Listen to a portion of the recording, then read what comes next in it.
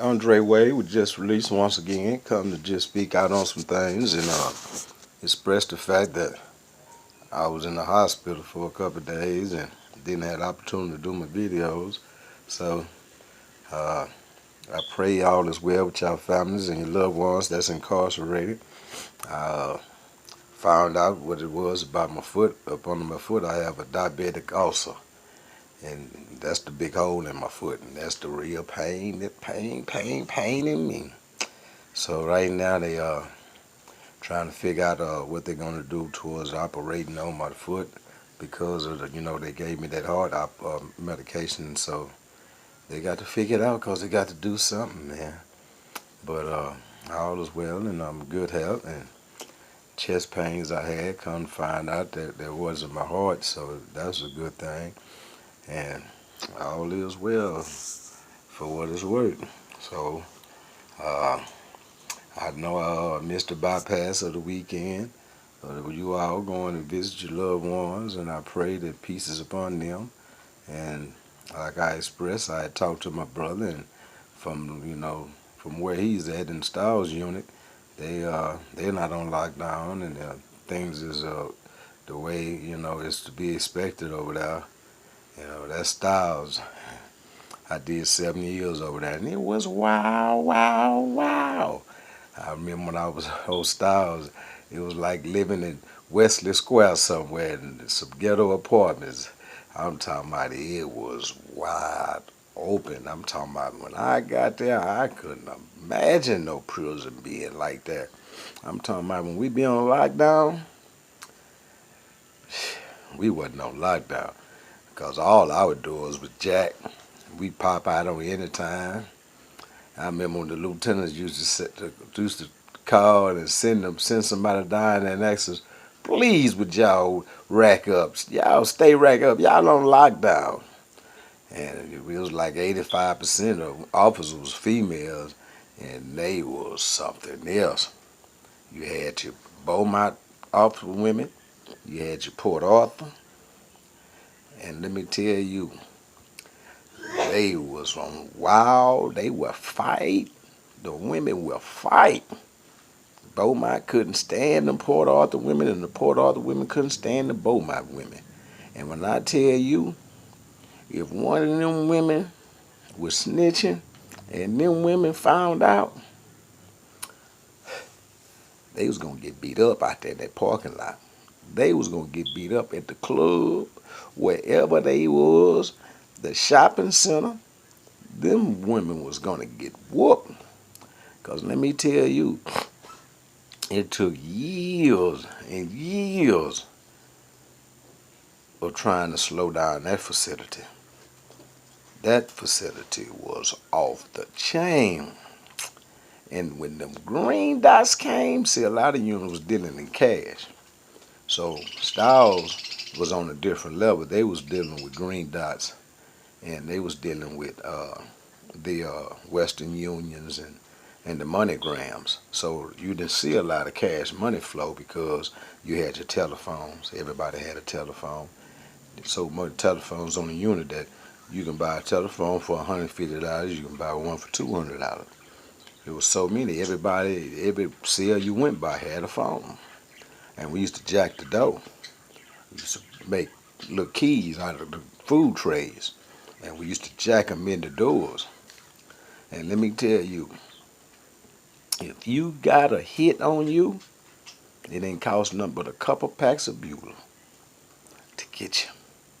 And I don't care where you was. I don't care if you was on 8 building, 7 building, 4 building, 3 building, or the dorms. It was somebody coming to get you for them 2 packs they done put on you. I experienced something. I used to work with a guy, and this guy, he was really one of the top guys on the facility, and dealing with with everything. And he had a lot of people on his team, and like I say, it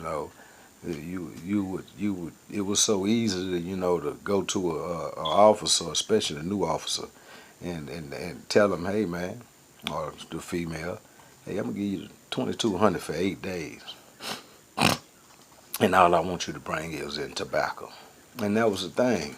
2,200 for 8 days. Yeah, they were making that for a month. So it was easy, to get our officers, to move, with that kind of money. But this guy, it had so many, people on his team, like I say, white boys, bandit guys, a lot of black guys. And one day, and I just can't say this is a fact, but it's so easy to picture when you was doing time on that facility. A guy got so-called busted with a bunch of stuff, and he told it. He snitched on something, and then when they found out that he snitched on something, and he shot heroin. He did heroin. When you're on some type of drug, and especially if it's going in your body in that nature, chances are, you could die. But this guy, he had got some heroin, and he shot it up, and he died. And but the thing is that he had been doing it for so long, and all of a sudden, he got busted with a package, and he gave up. These are the type of things when you're snitching, especially on that type of facility, cause it was rowdy. Every day, it was something going on, and physical. It was physical at that time, and if you snitched, you got dealt with. A lot of individuals today, and they snitching, they don't get dealt with. They don't even get locked up. You go to jail, you get busted with a phone and cans of bugling, and you don't even go to medium custody. It's so easy to see what took place. You told something. See, if I get busted, send me medium custody or close cut, I'm going to do mine.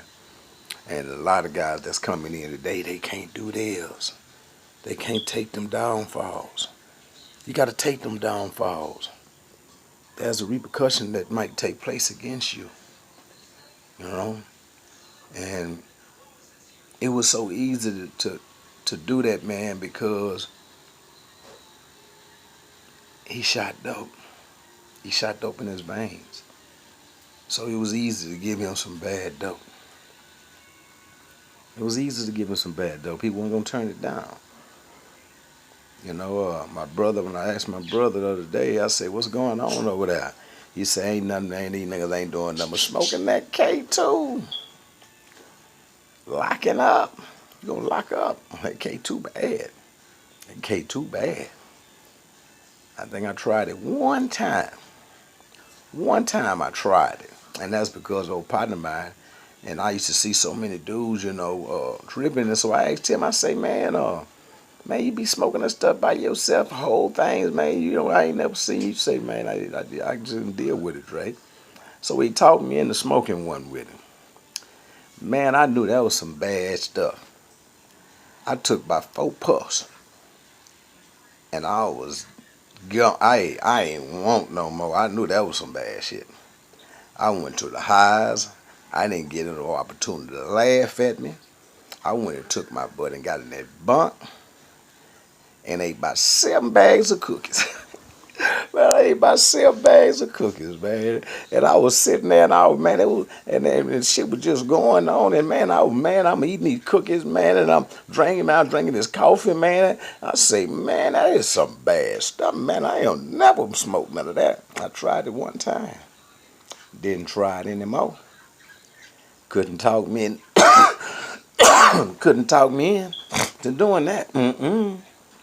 I used to smoke weed every night. I used to smoke weed, but I smoked the cigarettes, and everybody on the unit knew if didn't nobody have no tobacco. Dre Dog had that tobacco. I kept that tobacco because I didn't I didn't do, like I said, I didn't do no drugs. All I did is drink coffee and eat, spread, smoke them cigarettes. That's what I did on a daily basis. And when they stopped selling cigarettes, just because they stopped, didn't mean I was gonna stop. I smoked them cigarettes for a long time and had officers bringing it in. Once again, this is Andre Wade with Just Release, and we'll talk about this another time.